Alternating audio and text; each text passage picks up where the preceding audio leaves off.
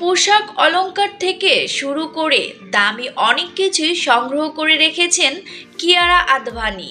কিন্তু এই বলিউড অভিনেত্রী এবার যা সংগ্রহ করেছেন তার দাম শুনে অনেকেই অবাক হয়েছেন।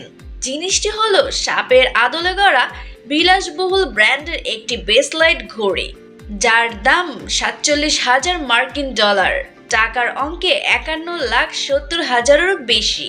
সম্প্রতি নন্দিত পরিচালক ও সঞ্চালক করণ জোহরের কফি উইথ করণ অনুষ্ঠানে হাজির হয়েছিলেন কিয়ারা। মূলত সেখানেই এই অভিনেত্রীর হাতে ঘড়িটি দেখা গিয়েছিল। এই আয়োজনেই কিয়ারার সাজ পোশাক থেকে শুরু করে ঘড়িটিরও নজর কেড়েছিল অনেকের।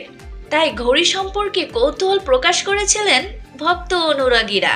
কিন্তু খোঁজখবর নিয়ে যখন জেনেছেন 18 ক্যারেট হোয়াইট গোল্ড ও হীরা দিয়ে তৈরি ঘড়িটির দাম 47,000 ডলার, তখন অনেকেই আঁতকে উঠেছেন।